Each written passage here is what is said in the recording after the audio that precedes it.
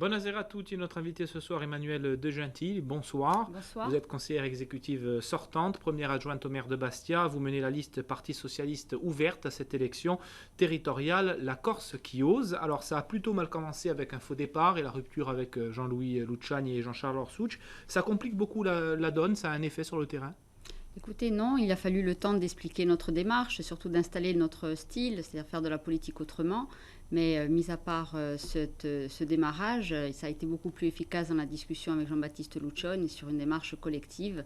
Et aujourd'hui, nous sommes vraiment complètement dans la campagne. Alors vous mettez en avant la société civile, est-ce que c'est pas aussi parce que peu d'élus vous ont suivi, on vous crédite de 4% et quelle est votre ambition?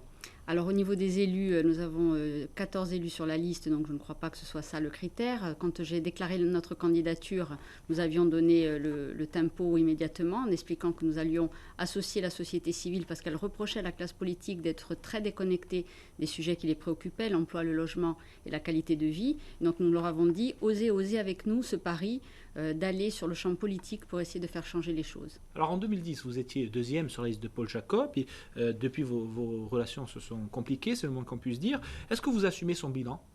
Bien entendu, nous avons fait des choses très intéressantes avec Paul Jacob et en matière de foncier, en matière sur le PADUC, sur l'enseignement supérieur et la recherche.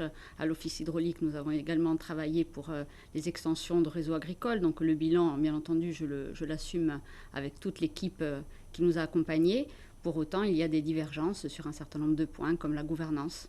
C'est essentiellement là que ça coince. Qu'est-ce que vous feriez différemment? Qu'est-ce que vous reprochez à cette mandature qui vient de se terminer? Je pense qu'il faut que la politique reprenne davantage le dessus sur l'administration et sur une gestion concentrée et centralisée. Et je crois que c'est très important dans la mise en œuvre de la collectivité unique que nous travaillons à faire en sorte de ne pas infanter d'un monstre, c'est-à-dire une hyper-concentration des pouvoirs dans les mains d'un seul homme ou d'une seule équipe, mais bien répartir les compétences entre le local et bien entendu tout ce qui est stratégique au niveau de la région. Alors qu'est-ce qui va vous distinguer pour les lecteurs de gauche des 4 autres listes à gauche?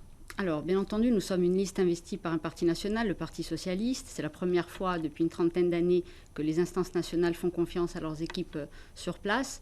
Ils assument également une vision régionaliste et progressiste. Et la mission était claire, reconstruire la gauche en Corse, reconstruire sur les bases du régionalisme.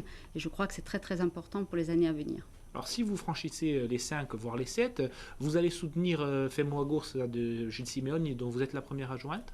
L'idée, je vous l'ai dit, c'est d'installer la gauche en Corse de manière différente, avec une nouvelle approche, avec un style différent, faire de la politique autrement, donner la parole davantage aux citoyens, être au plus près de leurs préoccupations. Et donc nous maintiendrons, parce que nous espérons faire les 7%, et nous allons aller pour faire en sorte que dans la durée, le Parti socialiste et cette liste ouverte, en fait c'est une liste où d'abord nous avons le soutien d'un parti national, ensuite nous nous sommes élargis avec des personnes de gauche et de la société civile, et donc avec toutes ces personnes, nous inscrivons dans la durée pour faire perdurer un programme économique très ambitieux pour la Corse. Dans le communiqué de soutien du PS, il est écrit que cette démarche est régionaliste. Ça veut dire que ce sera plutôt vers Fais-moi Gourse, il y a cette dynamique, même si vous passez les 5 ou pas, un communiqué ou un soutien ou une fusion, ou est-ce que vous reconnaissez en Paul Jacob un partenaire de gauche toujours? Alors il est évident qu'on ne peut pas s'inscrire dans la clarté, dans un renouveau, dans une manière de faire la politique autrement et utiliser les anciennes méthodes et les anciennes recettes, on va dire.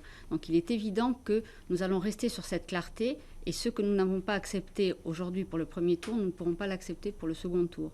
Donc nous nous inscrivons vraiment dans la durée pour faire vivre nos idées, les porter le plus loin possible et faire appliquer les idées que nous défendons, c'est-à-dire un modèle différent de développement pour la Corse qui permet de développer l'emploi de manière différente qu'exclusivement avec la fonction publique. Bien entendu, nous souhaitons développer et adapter aux nouveaux besoins tout ce qui est service public, mais pour autant, l'entreprise doit être beaucoup plus au cœur de nos préoccupations parce que nous avons conscience que sans cela, il n'y aura pas la possibilité de réduire le chômage en Corse.